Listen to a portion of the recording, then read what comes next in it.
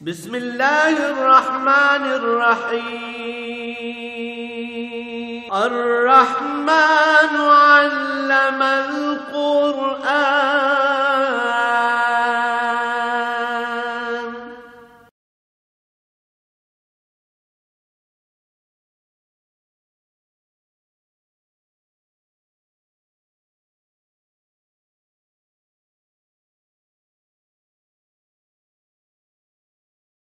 الحمد لله رب العالمين والصلاة والسلام على حبيبه محمد وآله وصحبه أجمعين. أعوذ بالله من الشيطان الرجيم. بسم الله الرحمن الرحيم. فلولا كانت قرية آمنت فنفعها إيمانها إلا قوم يونس لما آمنوا كشفنا عنهم عذاب الخزي في الحياة الدنيا ومتعناهم إلى حين ولو شاء ربك لآمن من في الأرض كلهم جميعا أفأنت تكره الناس حتى يكونوا مؤمنين وما كان لنفس أن تؤمن إلا بإذن الله ويجعل الرجس على الذين لا يأكلون.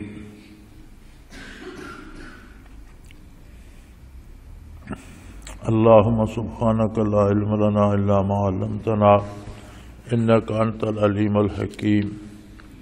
مولاي صل وسلم دائما أبدا على حبيبك خير الخلق كلهم.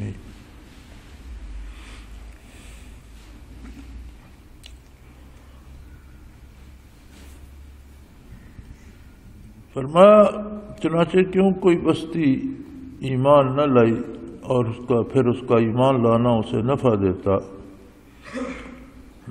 ہاں مگر یونس علیہ السلام کی قوم جب وہ ایمان لائی تو ہم نے دنیا کی زندگی میں ان سے رسوائی کے عذاب کو ٹال دیا اور ایک خاص وقت تک ان کو فوائد دنیا سے بہرہ مند رکھا.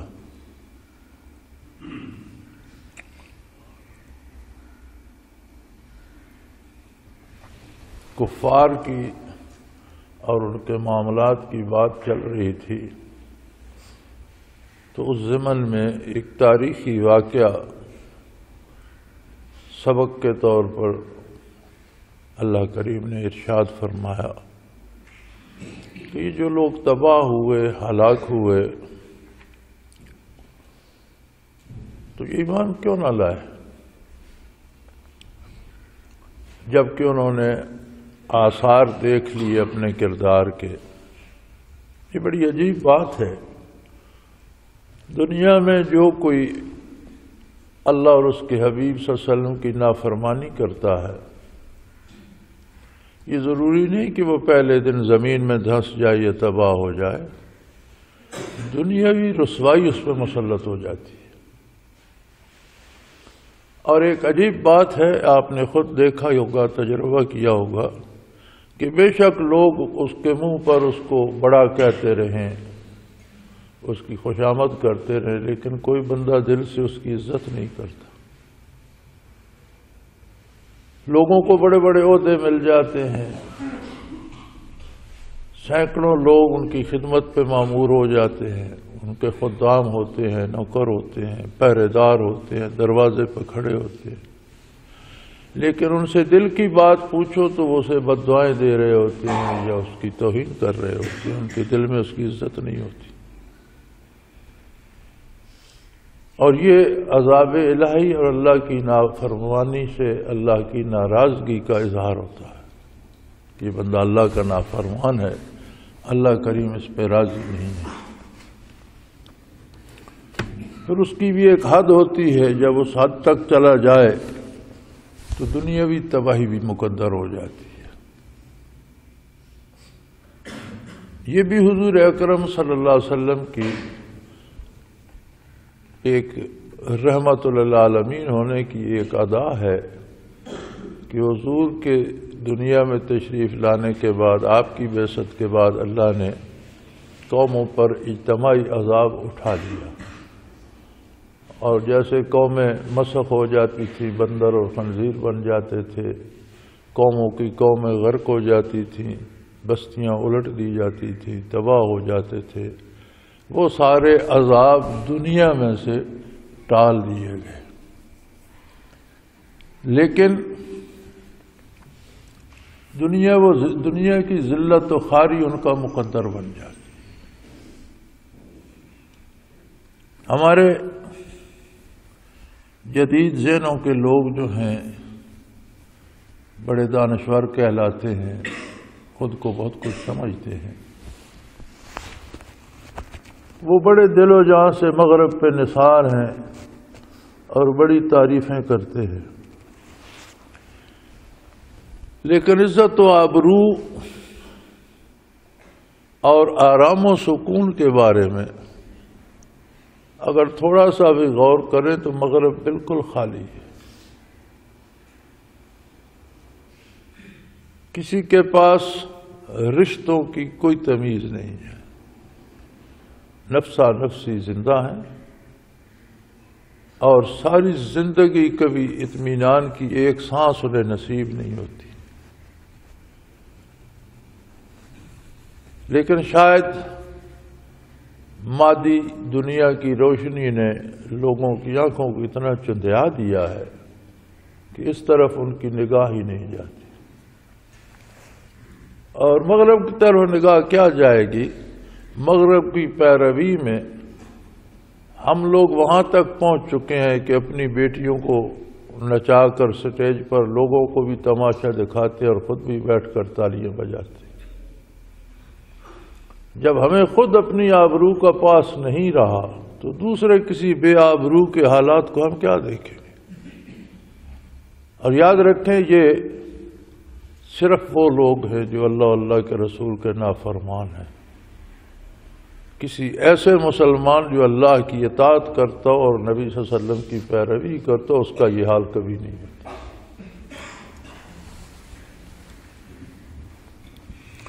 تو اللہ کریم فرماتے ہیں کہ ان بستیوں کو کیوں ایمان کی توفیق نہیں ہوئی؟ اگر یہ توبہ کر لیتے، ایمان لے آتے، اپنے آپ کو بدل لیتے، اپنے کردار کو بدل لیتے، تو اللہ انہیں عذاب سے معاف فرما دیتے۔ اور یہ توبہ کا وقت ہوتا ہے جب تک عذاب ظاہر نہ ہو جائے، برزخ منکشف نہ ہو جائے، فرشتے وغیرہ نظر آنا شروع نہ ہو جائیں، تب تک توبہ کا وقت کافر کے لیے بھی ہوتا ہے کہ وہ توبہ کر لے تو اللہ کریم قبول فرما لیتے۔ اور علماء تفسیر لکھتے ہیں کہ مومن پر اگر برزخ منکشف بھی ہو جائے، فرشتے نظر بھی آنا شروع ہو جائے، اس وقت بھی وہ توبہ کر لے تو اس کے گناہ معاف کر دیے جائیں، چونکہ مومن کا ایمان بالغیب ہوتا ہے، فرشتوں کو دیکھے بغیر، آخرت کو دیکھے بغیر اس کا آخرت پر ایمان ہوتا ہے۔ کافر کا چونکہ ایمان ہوتا نہیں، تو جب عذاب نظر آ جاتا ہے سامنے، فرشتے نظر آنے لگتے ہیں، برزخ منکشف ہو جاتا ہے، تو پھر اس کی توبہ قبول نہیں ہوتی، کیونکہ ایمان بالغیب درکار ہے جو اسے اس وقت تک نصیب نہیں تھا۔ جیسے فرعون کا قصہ گزرا کہ اس نے بڑا علل اعلان کہا کہ میں توبہ کرتا ہوں اور اسی رب کو مانتا ہوں جس کو بنو اسرائیل نے مانا، اور میں مسلمان ہوتا ہوں، تو اللہ کریم نے فرمایا الآن وقد عصیت، اب تو وقت گزر چکا، اب تو نے سب کچھ دیکھ لیا، عذاب ثواب دیکھ لیا، تو اب مانتا ہے، اب ماننے کا کیا فائدہ؟ جب ماننے کا وقت تھا اس وقت تو نافرمانی کرتا رہا، تو اس کی توبہ قبول نہیں ہوئی۔ لیکن ایمان کی یہ برکت ہے کہ مومن نے کفر سے تو توبہ نہیں کرنی، اس نے تو گناہ سے توبہ کرنی۔ تو اگر موت کے فرشتے بھی نظر آ جائیں، برزخ بھی منکشف ہو جائے، اور اس وقت بھی وہ توبہ کر لے تو اس کی توبہ قبول ہو جاتی ہے۔ ایمان کی اتنی برکت۔ تو اللہ کریم فرماتے ہیں کہ یہ جو بستیاں تباہ ہوئیں، یہ جو قومیں ہلاک ہوئیں، یہ ایمان کیوں نہیں لائے؟ اگر ایمان لاتے تو ان کو بھی ایمان کا لانا مومنین کی طرح نفع دیتا، عذاب سے بچا لیتا، رسوائی سے اور تباہی سے بچا لیتا۔ ہاں، سوائے یونس علیہ السلام کی قوم کے۔ حضرت یونس علیہ السلام اللہ کے نبی تھے۔ عراق اور موصل کے علاقے میں نینوا نام کی ایک بستی تھی، 1,00,000 کے قریب کی آبادی تھی، جس کی طرف وہ مبعوث ہوئے۔ لوگوں کو تبلیغ کرتے رہے، تنبیہ فرماتے رہے، حتیٰ کہ ایک وقت آیا لوگوں نے نہیں مانا تو وقت آ گیا کہ آپ کو بذریعہ وحی اطلاع دی گئی کہ ان پر 3 دن میں عذاب آ جائے گا۔ انہوں نے بستی کو آگاہ کر دیا اور خود بحکم الہی بستی چھوڑ دی، نکل گئے۔ بستی والوں نے جب دیکھا کہ آسمان پر تاریکی سی چھانے لگی ہے تو وہ ڈر گئے اور ان کے بڑوں نے کہا کہ بھئی یونس علیہ السلام کو دیکھو، اگر وہ بستی میں ہے تو پھر یہ قدرتی کوئی عمل ہے، لیکن اگر انہوں نے بستی چھوڑ دی ہے تو یقیناً یہ عذاب الہی ہے جو آ رہا ہے، ہم تباہ ہو جائیں گے۔ انہوں نے یونس علیہ السلام کو بستی میں تلاش کیا، جب نہ پایا تو انہوں نے کہا مرد، عورتیں، بچے سب باہر نکلو اور گڑ گڑا کر اللہ سے توبہ کرو اور یونس علیہ السلام کی بات مان لو جو اب تک ہم نے نہیں مانی۔ چنانچہ وہ سارے باہر نکل گئے، اللہ کریم سے توبہ کی، اللہ پر، اللہ کے نبی پر ایمان لائے۔ اللہ کریم نے ان کی توبہ قبول فرما لی اور وہ تاریکی چھٹنا شروع ہو گئی، عذاب ہٹ گیا۔ جیسے ارشاد ہے لما آمنوا کشفنا عنہم العذاب الخزی فی الحیات الدنیا، جب وہ ایمان لے آئے تو ہم نے ذلت کا عذاب ان سے ہٹا دیا جو دنیا میں انہیں تباہ کرنے کے لیے تھا اور ذلیل کرنے کے لیے تھا۔ ومتعناہم الی حین، اور وقت مقررہ تک، ایک خاص وقت تک، جب تک ان کی زندگی مقدر تھی انہیں پھر مہلت دی۔ لیکن وہ جو مہلت مل گئی، شرط اس میں پھر یہی تھی کہ ایمان لائے ہو تو میرے نبی کی اطاعت کرو۔ اور فرمایا اللہ ایسا کریم ہے اور ایسا قادر بھی ہے، وَلَوْ شَاءَ رَبُّكَ لَآمَنَ مَنْ فِي الْأَرْضِ كُلُّهُمْ جَمِيعًا، اگر اللہ کریم چاہتے تو ان کی مرضی کے خلاف تو کچھ بھی نہیں ہو سکتا۔ وہ چاہتے تو دنیا کا ہر فرد ایمان لے آتا، لیکن صورت یہ ہے کہ اس ایمان لانے کو اللہ نے بندے پر چھوڑ دیا ہے، انسان کو شعور دیا ہے، سمجھ دی ہے، حتیٰ کہ معرفت حق کی استعداد دی ہے جو سوائے انسان کے اور کسی کے پاس نہیں، نہ فرشتوں کے پاس ہے نہ جنوں کے پاس ہے۔ ایک انسان اور بشر اولاد آدم علیہ السلام کو یہ فضیلت دی گئی کہ وہ اللہ کی معرفت حاصل کر سکتے ہیں۔ اب ان کے سامنے یہ استعداد دے کر دنیا کو بسا دیا، دنیاوی عہدے، دنیاوی دولت، دنیاوی رشتے، دنیاوی لالچ، دنیاوی وقار، یہ بے شمار بہت خوبصورت چیزیں ہیں۔ ان چیزوں نے اسے ایسے دھوکے میں رکھا کہ وہ انہی پر فدا ہو گیا اور حق کی تلاش چھوڑ بیٹھا۔ لیکن اللہ ایسے کریم ہے کہ زندگی میں جب کبھی کسی کو یہ ہوش آ جائے کہ مجھے اللہ کے سامنے جواب دینا ہے اور میرا نامہ اعمال کیا ہے، مجھے توبہ کرنی چاہیے، اور خلوص سے، دل کی گہرائی سے، پورے خلوص نیت سے وہ توبہ کرے تو اللہ اس کے سارے گناہ معاف کر دیتے ہیں اور نیکی کی توفیق عطا کر دیتے ہیں۔ اگر اللہ نے اپنی پسند سے یہ زبردستی منوانا ہوتا تو کسی کی کیا مجال ہے کوئی انکار کرتا، لیکن اس ماننے نہ ماننے کو انسان کے اختیار پہ چھوڑ دیا، اور یہی انسان کی آزمائش۔ افانت تکرہ الناس حتی یکونوا مؤمنین، تو کیا آپ لوگوں کو زبردستی منوا سکتے ہیں؟ جب اللہ کریم نے زبردستی نہیں منوایا تو آپ صلی اللہ علیہ وسلم میرے حبیب آپ لوگوں کو زبردستی منوا سکتے ہیں؟ چونکہ حضور اکرم صلی اللہ علیہ وسلم کا قلب اطہر اس بات سے بہت دکھی ہوتا تھا کہ یہ میری بعثت کے بعد بھی پھر یہ لوگ جہنم میں جائیں گے، انہیں بچ جانا چاہیے، انہیں اللہ کی گرفت سے بچنا چاہیے، انہیں میری بات۔ تو حضور کو دکھ ہوتا تھا کہ اتنی محنت، اتنے رات دن کے مجاہدے، اتنی تبلیغ اور اتنی مشقت کے بعد یہ لوگ کیوں نہیں مانتے؟ تو فرمایا اللہ نے اگر زبردستی منوانا ہوتا تو وہ خود منوا لیتا، کس کی مجال تھی کہ وہ انکار کرتا؟ یہ ماننا نہ ماننا اللہ نے انسان پر چھوڑ دیا ہے، اور آپ صلی اللہ علیہ وسلم کا کام ہے ان تک اللہ کا پیغام پہنچانا۔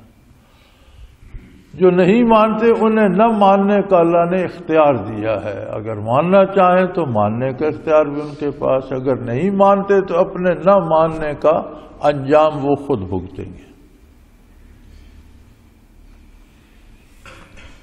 یونس علیہ السلام کی بستی جب مان گئی تو عذاب ٹل گیا، لیکن انہوں نے واقعی مان لیا۔ اب انہیں تلاش شروع ہوئی کہ یونس علیہ السلام کو تلاش کرو اور ان سے دین سیکھو اور ان کا اتباع کرو۔ ادھر یونس علیہ السلام چونکہ بستی چھوڑ چکے تھے، بحر روم کے کنارے پہنچ گئے تھے، جب انہوں نے دیکھا کہ وہ تاریک گھٹائیں جو آ رہی تھیں وہ تو چھٹ گئی ہیں اور عذاب ہٹ گیا ہے، تو انہوں نے خود سے اندازہ فرمایا کہ اب میں واپس جاؤں گا تو لوگ اور توہین کریں گے، میری بھی، دین کی بھی، میرے پیغام کی بھی، کہ وہ آپ کا عذاب کہاں ہے، اور وہ تو چلا گیا، حالانکہ لوگ تو توبہ کر چکے تھے۔ تو انہوں نے فیصلہ کیا کہ مجھے یہاں سے دور نکل جانا چاہیے۔ اب یہ فیصلہ ان کا اپنا تھا اور اس میں کوئی نافرمانی یا گناہ نہیں تھا، کیونکہ نبی معصوم ہوتا ہے، نبی سے خطا نہیں ہوتی۔ لیکن چاہیے یہ تھا کہ وہ فیصلہ از خود نہ کرتے، اللہ کریم سے دعا کرتے کہ یا اللہ میں اب واپس جاؤں قوم میں یا کہیں اور چلا جاؤں۔ انہوں نے کہیں اور جانے کا فیصلہ کر لیا اور کشتی نما جہاز ہوتے تھے بڑے بڑے، اس میں سوار ہو گئے۔ عین سمندر میں جا کر وہ جہاز کھڑا ہو گیا تو لوگوں نے کہا کہ کسی کا کوئی غلام ہے جو بھاگ آیا ہے، وہ اس جہاز میں اس وجہ سے جہاز رک گیا۔ حضرت یونس علیہ السلام سمجھ گئے کہ مجھے اللہ کریم سے اجازت لینی چاہیے تھی، میں نے خود ہی فیصلہ کر لیا، یہ اللہ کریم کو پسند نہیں آیا۔ تو انہوں نے کہا بھئی وہ بھاگا ہوا غلام میں ہوں۔ انہوں نے کہا جی نہیں، اس طرح آپ کے کہنے سے نہیں ہوتا، جتنے مسافر ہیں ان کے ناموں کا قرعہ ڈالیں گے، جس کے نام کا قرعہ نکلے گا اس کی بات کریں گے۔ چنانچہ انہوں نے 2-3 مرتبہ قرعہ ڈالا، ہر بار یونس علیہ السلام کا نام ہی نکلا۔ انہوں نے آپ کو اٹھا کر سمندر میں پھینک دیا، جہاز چلا گیا۔ سمندر میں پھینکا تو اللہ کریم نے مچھلی کو حکم دیا، مچھلی بھی کوئی اتنے بڑے قد کی تھی، قد کاٹ کی، کہ جس نے انہیں نگل لیا، ایک ہی لقمہ بنایا اور نگل لیا۔ مچھلی کے پیٹ میں پہنچے تو انہوں نے دعا کی لا الہ الا انت سبحانک انی کنت من الظالمین، تیرے بغیر کوئی ہستی ایسی نہیں جس کی عبادت کی جائے، جو معبود برحق ہو، جس کی اطاعت کی جائے، جس سے امید رکھی جائے۔ سبحانک، تو پاک ہے یا اللہ، انی کنت من الظالمین، میں ہی غلطی کر چکا ہوں، یہ میری غلطی ہے۔ اللہ کریم نے قبول فرمائی، مچھلی کو حکم دیا، اس نے کنارے پر آ کر نگل دیا۔ قرآن کریم میں ایک جگہ آتا ہے کہ اگر وہ یہ تسبیح نہ کرتے لَلَبِثَ فِي بَطْنِهِ إِلَىٰ يَوْمِ يُبْعَثُونَ، تو قیامت کے دن وہ مچھلی کے پیٹ سے ہی اٹھائے جاتے۔ اس میں ایک عجیب بات سمجھ آتی ہے کہ انبیاء علیہ السلام کے وجود مبارک کس طرح سلامت رہتے ہیں۔ کہ قرآن فرماتا ہے جس مچھلی کے پیٹ میں تھے، اگر اللہ آپ کی بات قبول فرما کر اور آپ کی توبہ قبول فرما کر آپ کو باہر زمین پہ مچھلی کو نگلنے کا حکم نہ دیتے اور وہاں ان کا وصال ہو جاتا، فوت ہو جاتے، تو قیامت تک اسی مچھلی کے پیٹ میں رہتے۔ نہ صرف یعنی نبی کا وجود سلامت رہتا، جس مچھلی کے پیٹ میں تھا وہ بھی قیامت تک سلامت رہتا۔ یاد جن لوگوں کو یہ وہم ہو گیا ہے کہ نبی اللہ کا جب دنیا سے چلا جاتا ہے قبر میں چلے گئے تو سب مردے ایک ہو گئے، سب مردے ایک جیسے نہیں ہوتے۔ ہر مرنے والے کی حیات باقی رہتی ہے۔ موت بدن سے روح کی جدائی کا نام ہے، روح کسی کا نہیں مرتا، روح کو موت نہیں آتی، ارواح نہیں مرتی۔ ایک گنا حیات کافر کو بھی نصیب ہوتی ہے، جس سے وہ اگر اس کی روح بھی مر جائے تو پھر عذاب برزخ کا کس کو احساس ہوگا؟ بدن کے ذرے ذرے کو جل جائے یا مٹی کھا جائے یا کسی اور صورت میں بن جائے، مادے کی کوئی صورت، ذرے ذرے کو وہ عذاب پہنچتا ہے اور محسوس ہوتا ہے، اور روح کو سب سے زیادہ محسوس ہوتا ہے، اس کا ادراک باقی رہتا ہے۔ انبیاء کے متبعین جو ہوتے ہیں اور نبی کی اطاعت میں جو لوگ قتل ہو جاتے ہیں، فرمایا ان کو مردہ نہ کہو بل احیاء، وہ زندہ ہیں۔ یہ جو زندگی کا جھگڑا اور یہ حیات برزخ پہ بحث ہوتی ہے، انکار کرنے والے دنیاوی زندگی کو سامنے رکھ کے بحث کرتے ہیں۔ دنیاوی زندگی تو ختم ہوگی، اس پر بحث کی کیا ضرورت ہے؟ جب موت آئی دنیاوی زندگی ختم ہوگی۔ برزخ میں بھی ایک نئی حیات ہے، جو مرتا ہے وہ جی اٹھتا ہے۔ موت کو سمجھا ہے غافل، اختتام زندگی ہے یہ شام زندگی، صبح دوام زندگی۔ موت زندگی کا خاتمہ نہیں ہے بلکہ ابدی زندگی کی ابتدا ہے۔ یہ زندگی تو عارضی تھی، وہ نہ ختم ہونے والی زندگی کی ابتدا ہے۔ اب اس میں شہداء کے ارواح کا تعلق بھی وجود مبارک سے اتنا ہوتا ہے کہ ان کے وجود خراب نہیں ہوتے۔ مسجد نبوی کی توسیع کے وقت 1974 میں بعض صحابہ کے وجود عالی بھی نکلے اور حضور صلی اللہ علیہ وسلم کے والد گرامی کا مزار بھی صاف کر کے مسجد نبوی میں شامل کر دیا اور وجود عالی نکال کر جنت البقیع میں منتقل کر دیے گئے۔ 14 صدیاں گزر چکی تھیں، وجود تر و تازہ تھے اور ایسے تھے جیسے بندہ سو رہا۔ تو کل کی 1974 کی بات ہے۔ اس سے پہلے بے شمار ایسے واقعات ملتے ہیں جہاں سے صحابہ کے وجود نکلے اور سالم نکلے، اور بالکل زندگی اس طرح تھی۔ روضہ اطہر کی جب بنیاد ڈالی گئی، یہ جو لوہے کا جنگلہ ہے یہ بنایا گیا، تو یہ بہت گہرا بنیاد کھودی گئی۔ اس کھدائی میں حضرت عمر رضی اللہ تعالی عنہ کا ایک پاؤں مبارک ننگا ہوگا، اس پہ چھوٹی سی کدال لگ گئی تو خون نکلا۔ تو وہ حیات برزخی ہے باعتبار مقام کے، باعتبار غذا کے، باعتبار اوقات کے، باعتبار آرام کے۔ جتنے لوازمات ہیں وہ برزخ کے ہیں. بدن کے ساتھ روح کا ایسا تعلق ہے جیسا دنیا میں تھا، بلکہ اس سے مضبوط تر کہ دنیا کی تمام فکریں اس میں نہیں ہیں، صرف اللہ کے ساتھ تعلق. بہرحال یہ ایک الگ بحث ہے، اور بحث کی کیا ضرورت ہے؟ جسے اللہ شعور دے اسے سمجھ آ جاتی ہے. جس کی قسمت میں ایمان نہ ہو وہی بات چل رہی ہے، اس کا کوئی کیا بگاڑ سکتا ہے؟ تو فرمایا یہ بھی لوگ اگر توبہ کرتے تو یونس علیہ السلام کی قوم کی طرح ان کی توبہ ہم قبول کر لیتے. برزخ کو دیکھنے سے پہلے، عذاب کے فرشتوں کو دیکھنے سے پہلے توبہ کر لیتے تو ہم کفر سے توبہ قبول کر لیتے. اور ایمان ایسی دولت ہے کہ مومن کو یہ چیزیں نظر بھی آ جائے، توبہ کرے، توبہ قبول ہو جائے. اور پھر جب تک ان کی زندگی تھی، مقرر تھی، اس وقت تک ہم انہیں مہلت دے دیتے.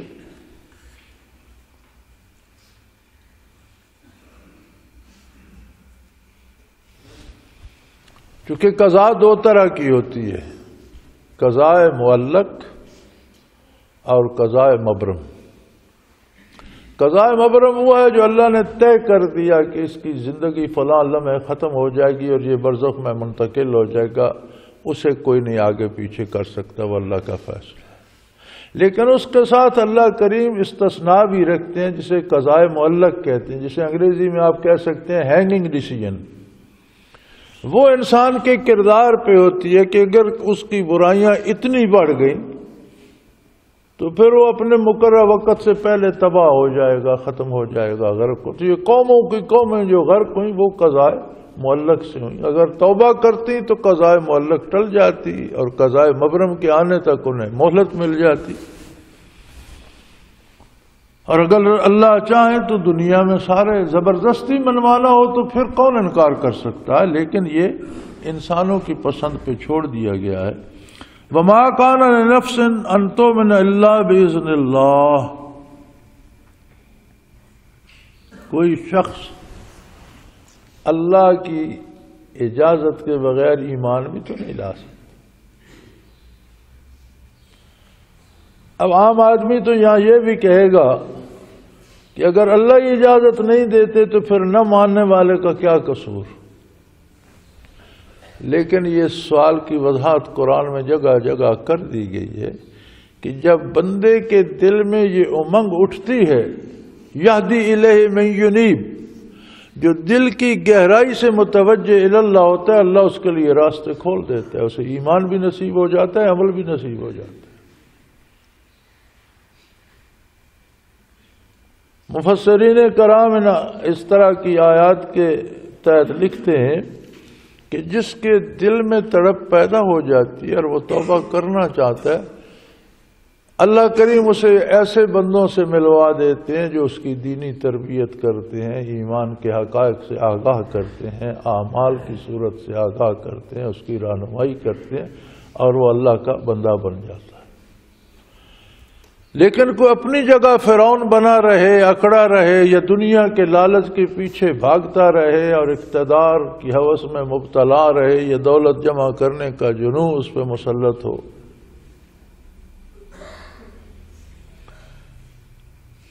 تو ایسے لوگوں کو پھر اللہ توبہ کی توفیق نہیں دیتے. اور یہ جرم بھی کتنا بڑا ہے، اس انداز سے دیکھیں کہ یہ کتنا بڑا جرم ہے کہ اللہ نے قرآن اپنی کتاب نازل فرمائی، اپنا رسولوں کا بھی امام مبعوث فرمایا، تو بندہ نہ اس کتاب کی سنے نہ اللہ کے حبیب صلی اللہ علیہ وسلم کی سنے، تو بجائے خود یہ جرم کتنا ہے، پھر اللہ اسے کیوں توبہ کی توفیق دیں گے؟ احساس گناہ ہو جائے کہ میں غلط کر رہا ہوں، حضور نے جو فرمایا وہ حق ہے اور مجھے وہ ماننا چاہیے، تو توفیق بھی عطا فرما دیتے. وَيَجْعَلُ الرِّجْسَ عَلَى الَّذِينَ لَا يَعْقِلُونَ، اور ایسے بے وقوف جو عظمت الہی اور آخرت کو نہیں مانتے، اللہ ان بے وقوفوں پر کفر کی گندگی ڈالتے رہتے.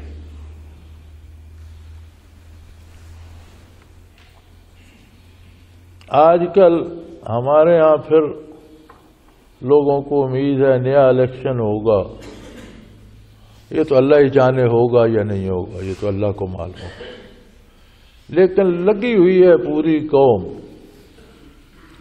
اخباروں میں بھی دیکھتے ہیں، ٹیلی ویژن پر بھی سنتے ہیں، بڑے بڑے دعوے لوگ کر رہے ہیں، یہ کر دیں گے وہ کر دیں گے۔ کبھی آپ میں سے کسی نے اخبار میں پڑھا ہو، ٹیلی ویژن پہ سنا ہو کہ کسی امیدوار، کسی لیڈر یا کسی سو کارڈ بڑے آدمی نے کبھی کو اللہ، رسول، آخرت کا نام بھی لیا؟ آپ کا یہ کام کر دیں گے، آپ کا وہ کام کر دیں گے۔ کوئی ایسا نہیں ہے جو یہ کہے کہ ہم قوم کو اللہ سے آشنا کر دیں گے، ہم قوم کو حضور کا اتباع جو ہے وہ سکھا دیں گے، ہم قوم کی تربیت کریں گے کہ وہ قرون اولیٰ کے مسلمانوں کے غلام اور اس طرح کے مسلمان بن جائیں۔ کبھی کسی نے کہا؟ کسی کو یاد تک نہیں ہے۔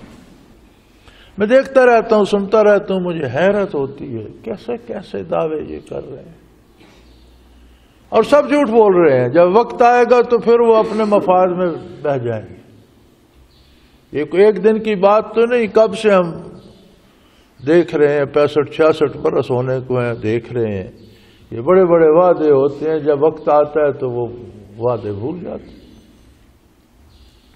ہر کوئی اپنے پیٹ کے لالچ میں اور اپنے اقتدار کے لالچ میں اور آگے پیچھے گاڑیوں کی قطاروں کے لالچ میں اور جھنڈے کے لالچ میں لگا ہوا ہے، کسی کو اللہ کا نام۔ اچھا، کل میں ایک جماعت کا دیکھ رہا تھا منشور، تعلیم کے معاملے میں اگر ہماری حکومت آئی تو ہم دینی مدارس کی تعلیم کی اصلاح کر دیں گے۔ یہ کل ایک ٹیلی ویژن پہ منشور چل رہا تھا کہ یہ جو دینی مدارس ہیں یہ غلط کر رہے ہیں، اللہ رسول کا نام لیتے ہیں، ان کو ٹھوک ٹھاک کر سیدھا کریں گے۔ اب یہ بات میں نے ٹیلی ویژن پر سنی، ایک سیاسی جماعت کے منشور کی۔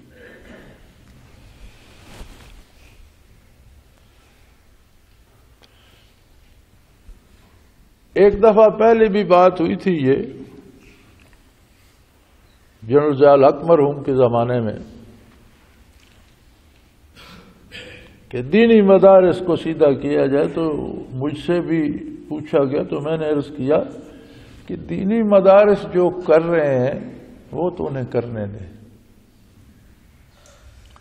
ہاں یہ ضرور ہے کہ دینی مدارس کو بھی چاہیے کہ جہاں دینی تعلیم دیتے ہیں وہاں دنیاوی تعلیم بھی دیں، دینی تعلیم جاری رکھیں، لیکن بچوں کو کوئی دنیاوی فن بھی سکھائیں، انہیں کو کمپیوٹر کی تعلیم دیں، انہیں کو ویلڈر ہی بنا دیں، انہیں کو لوہار درخان بنا دیں، انہیں کوئی فن دنیا کا سکھا دیں کہ وہ دنیا داروں کے محتاج نہ ہوں، اپنی روزی پیدا کر سکتے ہوں۔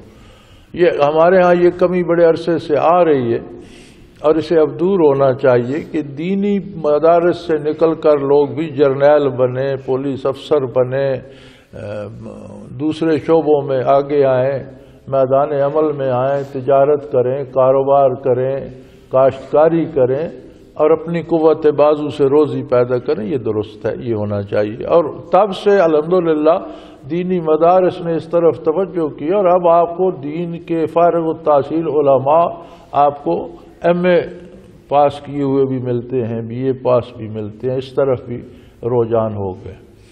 لیکن میں نے کہا اگر آپ نے تعلیم کے معاملے میں کام کرنا ہے تو اپنی آپ دنیاوی جو آپ کے مدارس ہیں ان کی اصلاح کریں۔ ان میں جو تاریخ پڑھائی جاتی ہے وہ غلط ہے۔ انگریزوں نے مسلمانوں کی تاریخ مسخ کر دی، انہیں ظالم اور جابر لکھا، اس کی اصلاح کریں اور انہیں پڑھائیں۔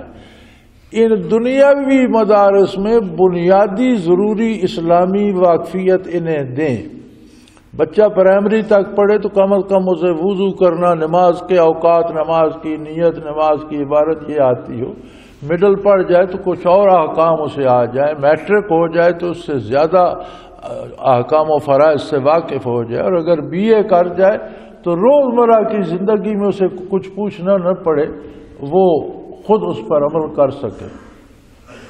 اس پہ پھر بڑی بحث ہوئی، ماہرین تعلیم کو دیا گیا ماہرین تعلیم نے رد کر دیا، چونکہ وہ خود انہوں نے دین سے انہیں پتہ ہی نہیں تھا دین کیا بلا ہے، تو دین کو قبول، تو دین سے تو ڈرے ہوئے ہیں یہ لوگ کہ شاید دین کوئی بڑی قید ہے اور ہم پر پتہ نہیں کیا قید آ جائے گی۔ اب اپنی مرضی سے کھاتے پیتے ہیں، کوئی حلال حرام نہیں پوچھتا، اپنی مرضی سے کام کرتے ہیں، کوئی جائز ناجائز نہیں، دین آئے گا تو یہ پابندیاں لگ جائیں گی۔ انہوں نے انکار کر دیا۔ میں نے ضیاء مرحوم سے کہا کہ ہم نصاب بناتے ہیں اور ہم یہ تجربہ عملاً شروع کرتے ہیں، اور اگر ہم نے پڑھا لیا تو پھر تو آپ کا سارا ملک بھی پڑھا سکتا ہے۔ تو انہوں نے کہا ٹھیک ہے آپ شروع کریں۔ چنانچہ ہم نے یہ سکارا اکیڈمی اور اس کا سلیبس بنایا۔ وہ بیچارے افتتاح کرنے بھی آئے، لیکن اس کے 3-4 ماہ بعد وہ تو شہید کر دیے گئے۔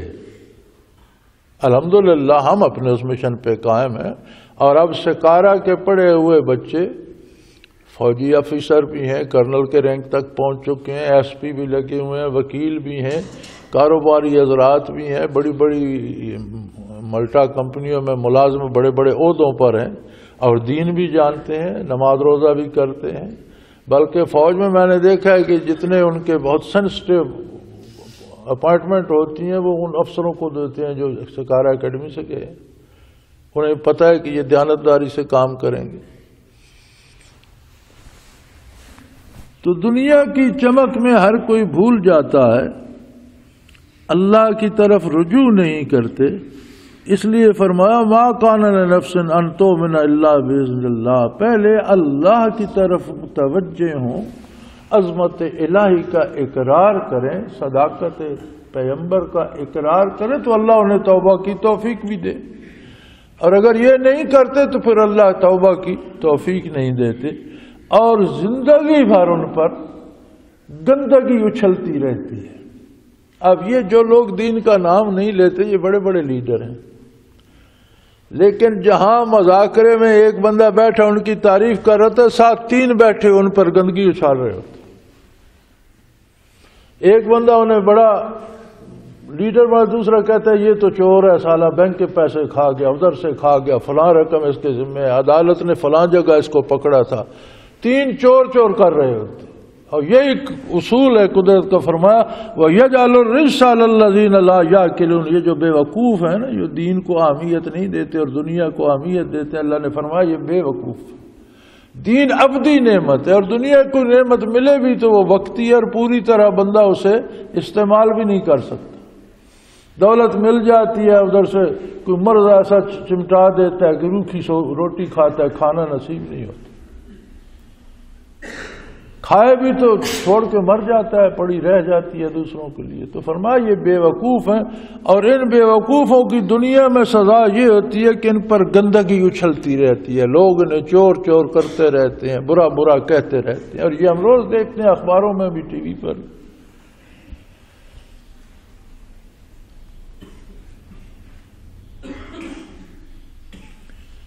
فرمایا قل انظروا ماذا فی السماوات والارض، میرے حبیب ان سے کہیے ذرا غور تو کرو، کتنے عجائبات آسمانوں میں،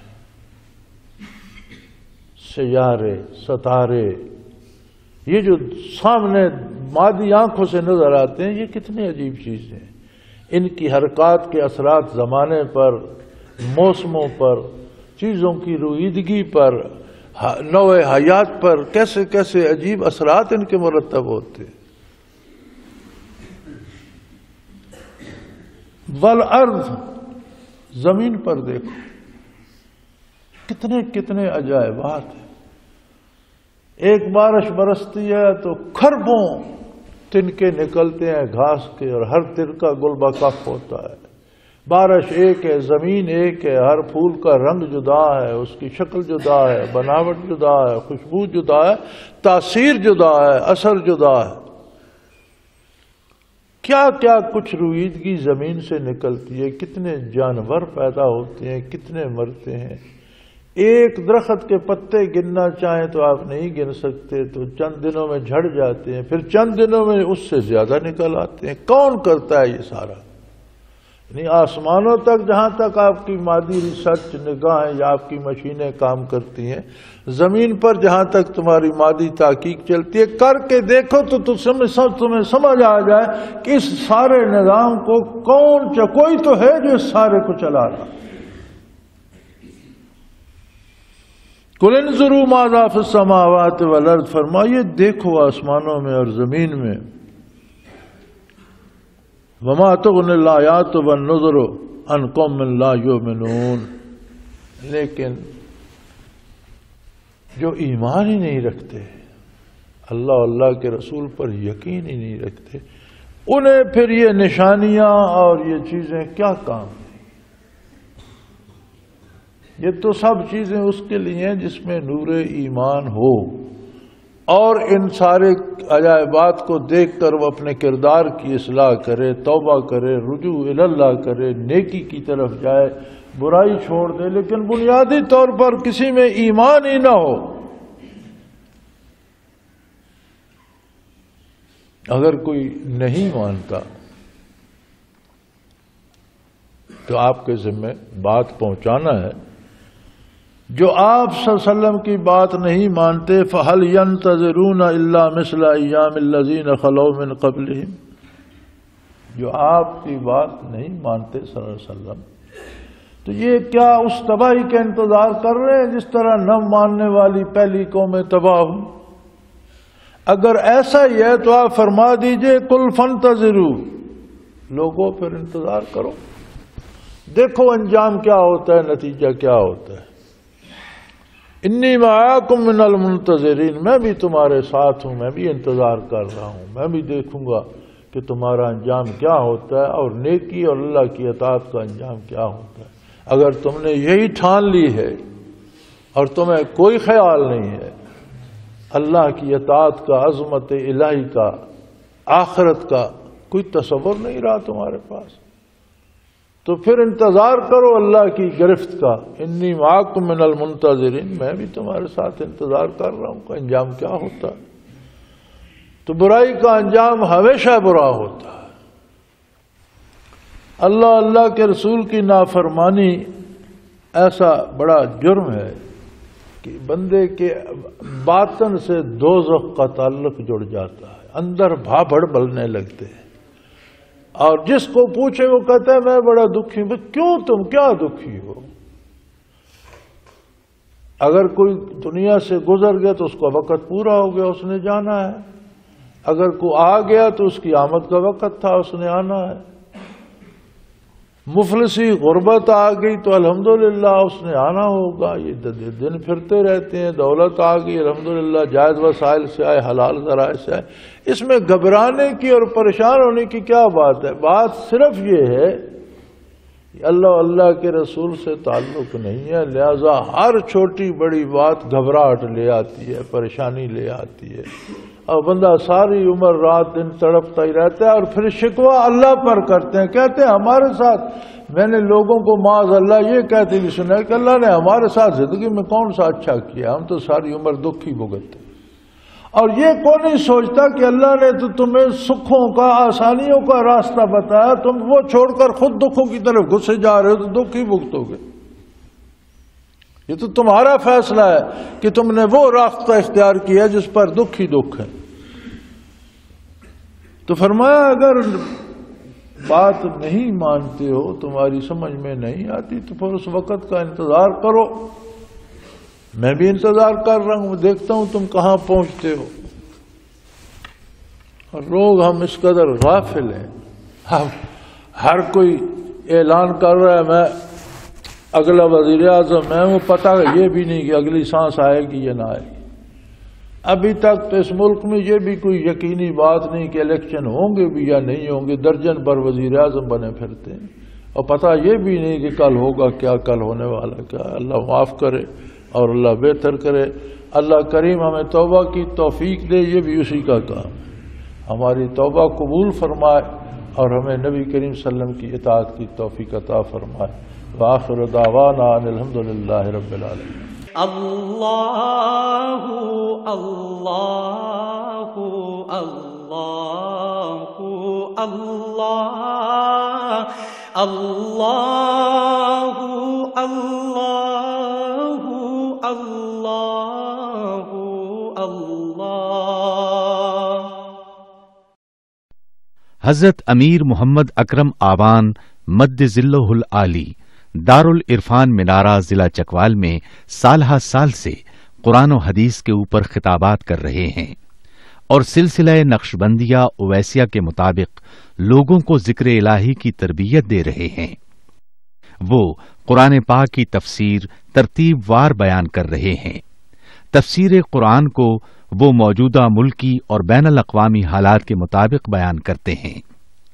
موٹر وے سے کلر کہار کے انٹرچینج سے نکلتے ہوئے کلر کہار کی جھیل سے ہوتے ہوئے میانی، بوچھال اور نور پور سے گزرتے ہوئے دارالعرفان منارہ پہنچ سکتے ہیں۔ حضرت امیر محمد اکرم آوان نے بچیوں اور بچوں کی دینی اور دنیاوی تعلیم کے لیے سقارہ اکیڈمی کے نام سے ایک درسگاہ بھی قائم کی ہے، جس کا افتتاح ملک پاکستان کے صدر جنرل محمد ضیاء الحق نے اپنے دست مبارک سے کیا تھا۔